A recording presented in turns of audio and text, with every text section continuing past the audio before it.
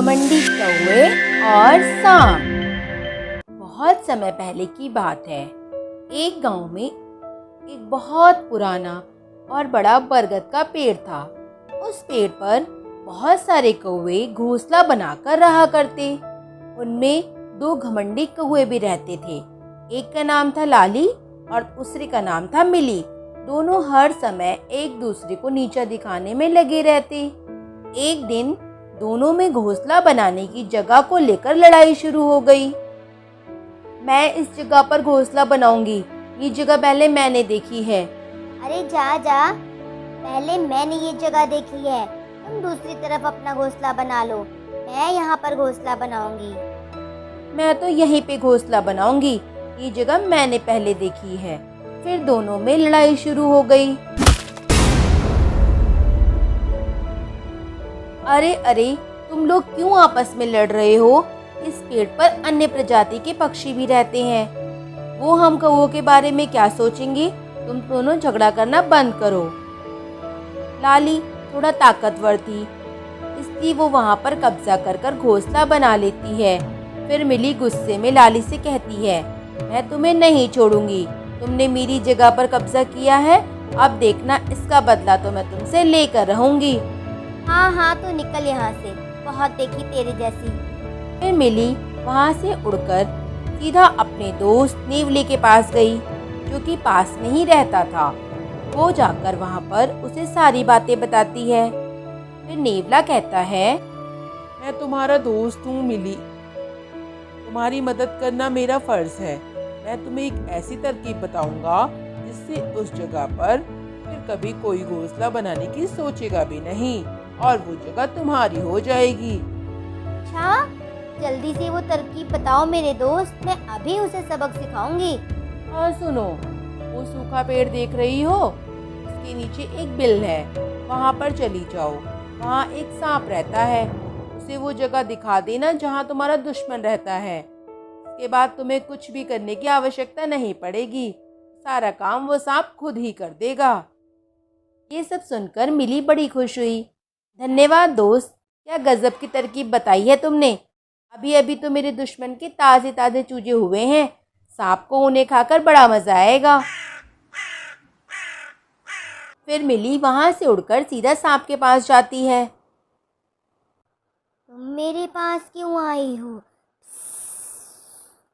तुम्हें मेरे पास क्या काम है? मैं आपके लिए खुशखबरी लाई हूँ नागराज, जिसे सुनकर आप बहुत खुश हो जाएंगे। खुशखबरी? कैसी खुशखबरी? जल्दी बताओ। वो बरगद का पेड़ देख रहे हो ना आप? उस पर एक घोंसला है जिसमें कई चूजे हैं। आपको चूजे बहुत पसंद है ना, इसलिए मैं आपको एक खुशखबरी देने आई हूँ। हाँ, मुझे चूजे बहुत पसंद हैं। अभी जाता हूँ मैं उस पेड़ पर। हाँ, जाइए जाइए नागराज, मैं भी तो यही चाहती हूँ। फिर सांप उस पेड़ पर पहुंच जाता है जहां लाली के चूजे थे। सांप पेड़ पर चढ़ गया। लाली अपने चूजों के पास ही बैठी थी। सांप को वहां अचानक देखकर लाली डर गई। वो शोर मचाने लगी, लेकिन उसकी मदद करने के लिए कोई नहीं आया। फिर उसने सांप से विनती की, सांप राजा, आप मेरे बच्चों को छोड़ दीजिए, वो तो अभी बहुत छोटे हैं, आप चाहे तो मुझे खा लें। मैं अपने शिकार से दोस्ती नहीं करता, चली जाओ यहाँ से, मेरा शिकार करने दो मुझे, आज मेरा चूजे खाने का मन है। फिर सांप लाली के चूजों को एक एक करके खा गया। बड़ा मजा आया, नरम नरम चूजे खाने को मिले हैं बड़े दिन बाद। फिर सांप धीरे धीरे पेड़ से उतरकर अपने बिल में चला गया। मिली, ये तुमने अच्छा नहीं किया। आज मैं अपने बच्चों के लिए जिस तरह रो रही हूँ, कल तुम्हें भी उस तरह ही अपने बच्चों के लिए रोना पड़ेगा।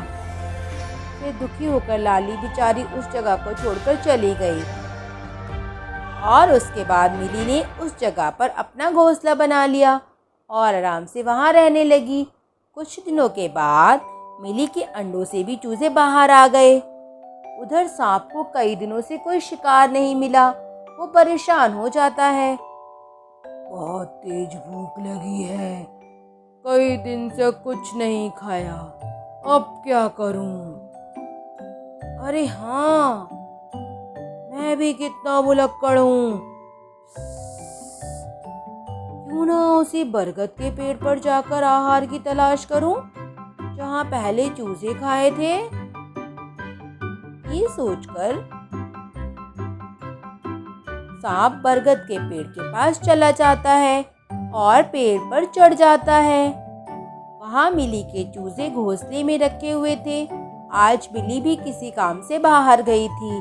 सांप चूजों को देखकर खुश हो जाता है। अरे वाह, ताजे ताजे चूजे, आज तो मजा आ गया। ये कहकर वो मिली के चूजों को चट कर गया और फिर अपने बिल में चला गया। इधर मिली जब वापस आई तो अपने बच्चों को ना पाकर रोने लगी। पता नहीं कौन मेरे मासूम बच्चों को ले गया। हो ना हो ये उस लाली की ही करामात है। ऐसा घिनौना काम तो वही कर सकती है। फिर पास की डाल पर बैठा दूसरा कौवा उससे कहता है, बिल्ली बहन, अभी कुछ देर पहले एक सांप यहाँ आया था, उसी ने तुम्हारे बच्चों को खाया है। मैं तो बड़ा डर गई थी, इसलिए मैं कुछ कर नहीं पाई। ये सब सुनकर मिली बहुत परेशान हो जाती है। उस सांप ने मुझे धोखा दिया, छोड़ूंगी नहीं मैं उसे। इस तरह जब भी सांप को भूख लगती वह बरगद के पेड़ पर आता और सभी घोंसलों की तलाश करता। जहाँ भी उसे कोई अंडा या चूजा मिलता वो उसे खा जाता। सांप के इस आतंक से सभी कौवे बड़े परेशान हो गए। फिर एक दिन सारे कौवों ने एक सभा बुलाई। लाली और मिली की लड़ाई की वजह से हम सब भी पिस रहे हैं। आखिर हमारी क्या गलती है? तुम्हारे लड़ाई झगड़े की वजह से वो सांप हमारे भी बच्चों को खा गया। हाँ, ये तो होता ही है। आपसी लड़ाई का फायदा हमेशा बाहर वाले ही उठाते हैं। अच्छा, अब सब चुप हो जाओ। अब ये बताओ आगे क्या करना है? हमें माफ कर दो आप लोग। हम अब आज के बाद कभी नहीं लड़ेंगे। अपनी लड़ाई की वजह से हमने भी बहुत कुछ खोया है। आना पड़ेगा, उसने मुझे धोखा दिया है, छोड़ूंगी नहीं मैं उसे। तुम्हारे पास कोई उपाय है तो बताओ मिली, क्योंकि वो सांप बहुत खतरनाक है। हाँ, मेरे पास एक उपाय है। फिर मिली अपनी योजना सब कौवों को बताती है और उसके बाद वो खुद सांप के पास चली जाती है। अरे, कैसे आना हुआ? आज यहाँ क्या करने आई हो? आज भी कोई खुशखबरी लाई हो क्या? आज आपके लिए कोई खुशखबरी नहीं, बहुत ज़्यादा बड़ी खुशखबरी लाई हूँ। मैं आपको ऐसी जगह लेकर चलती हूँ जहाँ चूजे ही चूजे खाने को मिलेंगे। क्या सच में? तुम झूठ तो नहीं बोल रही हो? मैं झूठ नहीं बोल रही हूँ नागराज। आप चलिए तो मेरे साथ। क्या आपको मुझ पर विश्वास नहीं है? पहले भी तो मैंने आपको चूजे खाने के लिए रास्ता बताया था। फिर सांप मिली के साथ चल पड़ता है। मिली सांप को सीधा अपने दोस्त नेवले के पास ले जाती है। वहां पहुंचकर वो नेवले को आवाज देती है। नेवला अपने बिल से बाहर आता है। नेवले को देखकर सांप समझ जाता है कि ये मिली की चाल है। वो मिली से कहता है, तुमने मुझे धोखा दिया, तुम मुझे यहाँ झूठ बोलकर लाई हो। फिर नेवले और सांप के बीच में लड़ाई शुरू हो जाती है। नेवला सांप को मार देता है। ये सब देखकर मिली खुश हो जाती है और जाकर ये बातें अपने सारे दोस्तों को बताती है कि सांप का अंत हो चुका है। सांप के मरने की खबर सुनकर सारे कौवे खुशी खुशी उस पेड़ पर रहने लगते हैं।